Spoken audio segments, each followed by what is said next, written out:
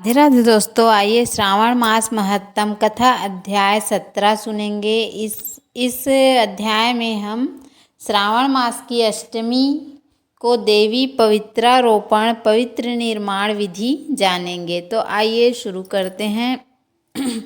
ईश्वर बोले, हे देवेश, अब मैं शुभ पवित्रारोपण का वर्णन करूँगा। सप्तमी तिथि को अधिवासन करके अष्टमी तिथि को पवित्रों को अर्पण करना चाहिए। जो पवित्रक बनवाता है उसके पुण्य फल को सुनिए। सभी प्रकार के यज्ञ, व्रत तथा दान करने और सभी तीर्थों में स्नान करने का फल मनुष्य को केवल पवित्र धारण करने से प्राप्त हो जाता है, क्योंकि भगवती शिवा सर्वव्यापिनी है। इस व्रत से मनुष्य धनहीन नहीं होता, उसे दुख, पीड़ा तथा व्याधियां नहीं होती, उसे शत्रुओं से होने वाला भय नहीं होता और वह कभी भी ग्रहों से पीड़ित नहीं होता रहता।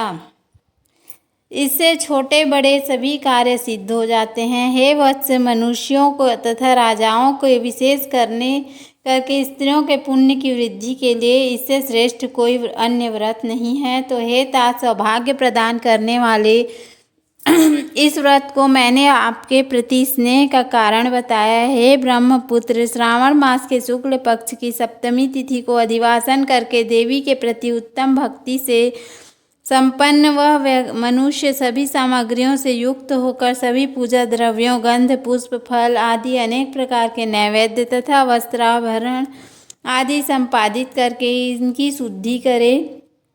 इसके बाद पंचगव्य का प्राशन कराए, चरु से दिग्बली प्रदान करे तथा अधिवासन करे। इसके बाद सदृश वस्त्रों तथा पत्रों से इस पवित्रक को आच्छादित करे। पुनः देवी के उस मूल मंत्र से उसे 100 बार अभिमंत्रित करके सर्व शोभा समन्वित तथा पवित्रक को देवी के समक्ष स्थापित करें।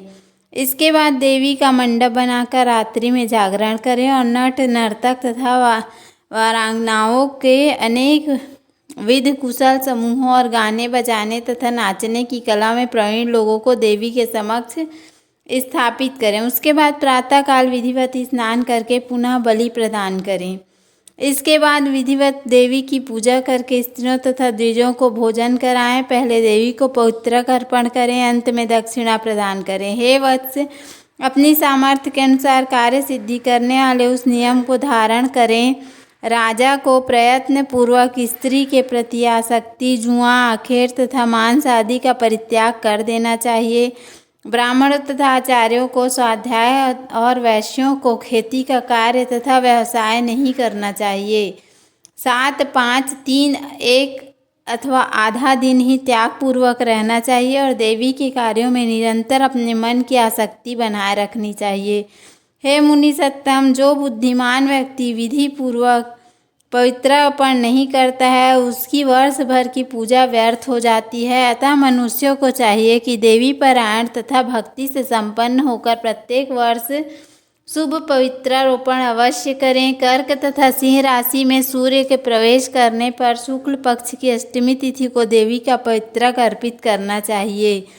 हे सनत कुमार, इसके न करने में दोष होता है, इसे नित्य करना बताया गया है। सनत कुमार बोले, हे देव, हे महादेव, हे स्वामी, आपने जिस पवित्रक का कथन किया वह कैसे बनाया जाता है, इसकी संपूर्ण विधि बताएं। हे सनत कुमार, स्वर्ण, ताम्र, चांदी, रेशमी वस्त्र से निकाले गए कुश, कांस के अथवा ब्राह्मणी के द्वार काटे गए कपास के सूत्र को तिगुना करके फिर उसका तिगुना करके पवित्रक बनाना चाहिए। इसमें 308 तारों का पवित्रक उत्तम और 270 तारों का पवित्रक मध्यम माना गया है। 180 तारों वाले पवित्रक को कनिष्ठ जानना चाहिए। इसी प्रकार 100 ग्रंथि का पवित्रक उत्तम, 50 ग्रंथि का पवित्रक मध्यम, 26 ग्रंथि का सुंदर पवित्रक कनिष्ठ होता है। अथवा 6, 3, 4, 2, 12, 24, 10 अथवा 8 ग्रंथियों वाला पवित्रक बनाना चाहिए।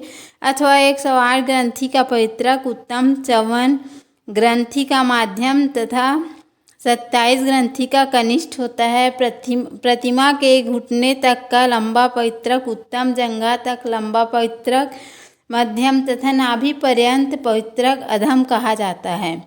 पवित्रक की सभी शुभ ग्रंथियों को कुमकुम से रंग देना चाहिए। इसके बाद अपने समक्ष शुभ सर्वतोभद्र मंडल पर देवी का पूजन करके कलश के ऊपर बांस के पात्र में पवित्रक को रखें। 3 तारों वाले पवित्रक में ब्रह्मा, विष्णु तथा महेश का आवाहन करके स्थापित करें। इसके बाद सुनिए, 9 तार के पवित्रक में ओंकार, सोम, अग्नि, ब्रह्मा, समस्त नागों, चंद्रमा, सूर्य तथा विश्वदेव की स्थापना करें। हे सनत कुमार, अब मैं ग्रंथियों में स्थापित किए जाने वाले देवताओं का वर्णन करूँगा।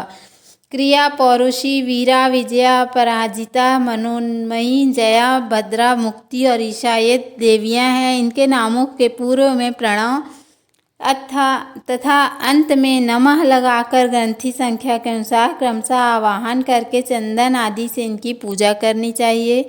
इसके बाद प्रणव से अभिमंत्रित करके देवी को धूप अर्पण करना चाहिए। हे सनत कुमार, मैंने आपसे देवी के इस शुभ पवित्र अर्पण का वर्णन कर दिया। इसी प्रकार अन्य देवताओं का भी पवित्र अर्पण प्रतिपदा आदि तिथियों में करना चाहिए। ईश्वर बोले, हे विपेंद्र, अब मैं श्रावण मास के दोनों पक्षों की 9वीं तिथियों के करणी कृत्य को बताऊंगा। इस दिन कुमारी नामक दुर्गा की यथाविधि पूजा करनी चाहिए। दोनों पक्षों की 9वीं के दिन नत्तक व्रत करें और उसमें दुग्ध तथा मधु का आहार ग्रहण करें अथवा उपवास करें। उस दिन कुंवारी नामक उन पाप नाशिनी दुर्गा चंडिका की चांदी की मूर्ति बनाकर भक्ति पूर्वक सदा उनका अर्चन करें। गंध, चंदन, कनेर के पुष्पों, दशांग, धूप और मोदकों से उनका पूजन करें। उसके बाद कुंवारी कन्या स्त्रियों तथा विप्रों को श्रद्धा पूर्वक भोजन कराएं। फिर मौन धारण करके स्वयं बिल्व पत्र का आहार ग्रहण करें। इस प्रकार जो मनुष्य अत्यंत श्रद्धा के साथ दुर्गा जी की पूजा करता है वह उस परम स्थान को जाता है जहाँ देव बृहस्पति विराजमान है। हे विधिनंदन, यह मैंने आपसे 9वीं तिथि का कृत्य कह दिया। यह मनुष्यों के सभी पापों का नाश करने वाला, सभी संपदाएं प्रदान करने वाला, पुत्र पौत्र आदि उत्पन्न करने वाला और अंत में उन्हें उत्तम गति प्रदान करने वाला है। बोलो भोलेनाथ पार्वती मैया की जय।